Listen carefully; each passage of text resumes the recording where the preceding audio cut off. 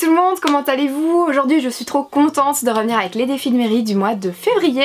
Alors si vous ne connaissez pas du tout ce concept et vous voulez en savoir plus, je vous invite à regarder la vidéo du mois de janvier parce que sinon je vais me répéter à chaque fois dans toutes mes vidéos. Donc aujourd'hui je vous présente les défis de mairie du mois de février. Pour retrouver les défis, ils sont juste en barre d'informations. Vous pouvez encore une fois soit les télécharger, les garder sur votre téléphone ou bien tout simplement les imprimer, c'est comme vous le souhaitez. N'oubliez pas toujours d'avoir votre petit carnet pour vous suivre tout au long de ce mois et également les réseaux en nous suivant et en utilisant le hashtag les défis de mairie. Donc la première page, la page de garde qui va rester la même tout au long de l'année 2019. Et donc on commence avec du concret à la page numéro 2. Le premier défi du mois de février, c'est écrire 10 choses que vous avez accomplies durant le mois de janvier. Vous avez certainement eu une liste d'objectifs à atteindre, vous avez certainement eu des petites envies. Qu'est-ce que vous avez accompli? De quoi vous pouvez être fier? À vous d'en lister 10. Et je suis sûre que vous allez vous dire mais il n'y a absolument pas 10 choses, c'est impossible pour moi. Eh bien cherchez bien loin et si vous ne trouvez pas la réponse tout de suite, commencez l'exercice dans votre petit carnet et revenez à ça directement lorsque vous avez une petite idée, vous l'écrivez. Mais je suis sûre et certaine que vous pouvez avoir 10 choses dont vous pouvez être fier lors du mois de janvier. Sachez-le. Ensuite, le défi numéro 2, c'est lister les objectifs du mois. Ça, c'est quelque chose d'assez évident, mais continuez à utiliser la méthode SMART en voulant vous fixer vos objectifs. Ça va vraiment vous permettre d'atteindre ces objectifs étape par étape. Et donc si vous avez loupé les défis du mois de janvier, n'hésitez pas à y retourner pour découvrir cette méthode. Ensuite, pour le défi numéro 3, je pense qu'il est temps de laisser parler votre créativité et de laisser aller votre imagination. Et donc là je vous donne quelques exemples d'activités que moi j'aime beaucoup faire, qui me détendent, qui me relaxent et qui me donnent envie d'aller un peu plus loin dans mes pensées, etc. Et ça me permet aussi d'être déconnectée, de ne pas être sur les réseaux, de ne pas voir tous ces petits automatismes que j'ai au quotidien. J'essaye vraiment de me consacrer une bonne heure au moins par semaine de créativité, mais déconnectée. Et j'aime particulièrement faire ça avant d'aller dormir plutôt que d'être sur mon téléphone avant d'aller dormir. Je trouve que c'est beaucoup mieux, donc si ça vous tente de le tester en fin de journée, je vous le conseille vraiment. Et si vous n'avez pas du tout d'idée par rapport à ce défi, restez jusqu'à la fin parce que je vous propose un petit jeu bien sympa pour votre développement personnel, pour votre bien-être, mais aussi pour laisser aller votre créativité.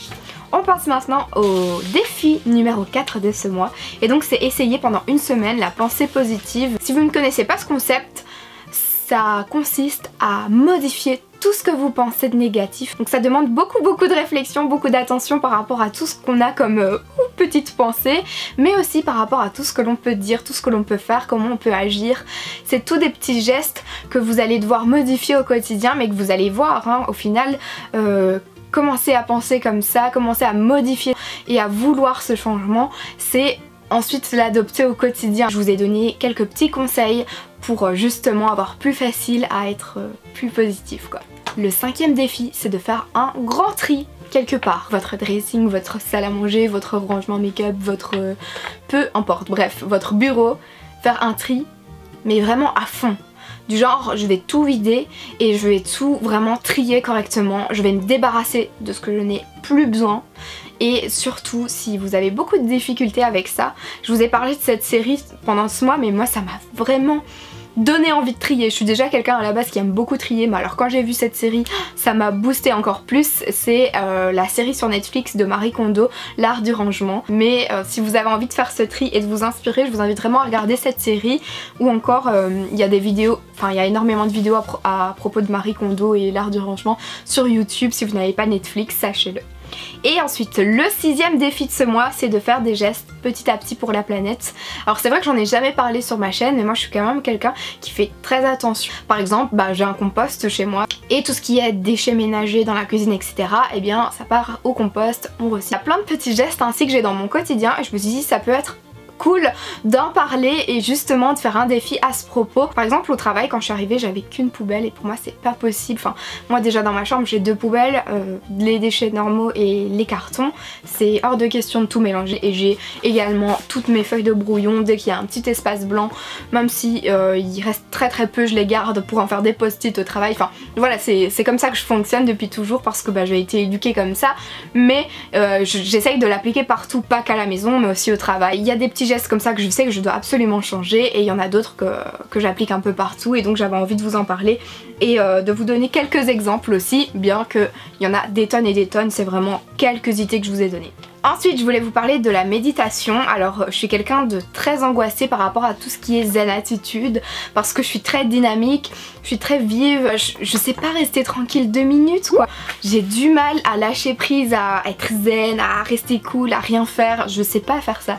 Et donc la méditation pour moi ça m'intrigue énormément et je me suis dit qu'en commençant avec vous ça pourrait être sympa, donc je l'ai inclus dans les défis de ce mois. Ça a l'air vraiment la méditation quelque chose qui est bien. J'ai envie de tester quand même parce que ça fait partie aussi du développement personnel. On ne peut pas non plus tout aimer. Mais tant qu'on n'a pas testé, je pense qu'on peut pas avoir d'avis. Donc j'ai le droit de dire que je suis sceptique, mais on verra et on en reparlera ensemble du coup. N'hésitez pas à me suivre sur Instagram pour qu'on en reparle. Sur la page suivante, c'est les questions. Donc il y a une question par semaine. N'oubliez pas également de trouver votre citation du mois et si vous avez envie de la partager. Et l'avant-dernière page c'est le bilan des défis de février, donc à chaque fois je vous invite à trouver un mot qui définit chaque défi. Et on termine avec la dernière page, c'est un petit jeu que j'ai créé, j'espère vraiment qu'il va vous plaire. C'est en même temps un DIY donc très créatif et d'un autre côté c'est quelque chose qui va vous apporter de la joie, de la bonne humeur et beaucoup de positivité. Parce que lorsque vous avez des objectifs, eh bien vous avez des points forts et des points faibles, mais quand on regarde, il y a des points faibles qui se transforment facilement en points forts et il y a des obstacles aussi qu'on sait surmonter en ayant le courage, en ayant de la détermination. Et donc je vous invite à prendre plein de petites pierres, plein de petits cailloux ou encore des galets. Moi j'avais pas du tout ça dans les parages. J'ai pris de la pâte à modeler qu'il y avait chez Action qui est en forme de pierre, en texture pierre quoi, au final quand ça sèche. Et donc j'ai pris ça, j'ai fait plein de petites formes. Vous allez prendre une boîte et vous allez insérer toutes ces pierres à l'intérieur. Et ensuite il faut décorer les pierres.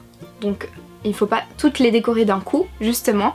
Ce qu'il faut faire c'est que vous avez vos points forts, vous savez que vous avez certaines qualités. Et bien vous allez prendre une de ces pierres par exemple, vous allez commencer à la peindre, vous allez mettre un mot qui détermine votre qualité, votre point fort. Et vous allez décorer cette pierre. Et donc ensuite, votre boîte doit se remplir de petites pierres à la fois colorées et à la fois neutres. Et à chaque fois que vous avez accompli un objectif ou surmonté un obstacle, eh bien vous allez prendre une pierre et la colorier, la peindre et indiquer un mot qui fait que vous allez vous souvenir que vous avez accompli certaines choses, que vous avez surmonté des obstacles. Il faut que ça représente, que ce soit un symbole pour tout ce que vous avez accompli. Donc vous allez commencer cette boîte avec déjà une base parce que vous connaissez vos qualités, vous savez que vous avez déjà accompli des choses dans la vie. Donc vous allez commencer cette boîte et ensuite petit à petit, eh bien vous allez la remplir de plein de petits cailloux avec plein de choses positives. Et lorsque vous allez douter, lorsque vous n'allez pas être bien et que vous allez vous dire oh mon dieu, j'y arriverai jamais, lorsque vous avez un coup de mou, lorsque vous avez une journée de merde, vous sortez cette boîte d'une armoire et vous l'ouvrez et vous n'hésitez pas à regarder ces petits cailloux que vous avez décorés de plein de couleurs, de plein de choses positives et à vous remonter le moral avec cette boîte. Donc j'espère sincèrement que ce petit concept, ce petit DIY vous plaît et vous aidera au quotidien. N'hésitez surtout pas si vous réalisez ce jeu à m'envoyer vos photos et à me dire surtout ce que vous en pensez en commentaire. Donc voilà pour les défis du mois de février. On se retrouve très prochainement pour une vidéo où je vous montre mon bullet journal également de février parce que vous l'avez énormément demandé. J'espère sincèrement que ces défis pourront vous aider. N'hésitez surtout pas à partager plein de choses durant ce mois parce que moi ça me motive à continuer les défis pour les prochains mois. Et voilà, je vous fais plein de gros bisous et je vous dis à la prochaine.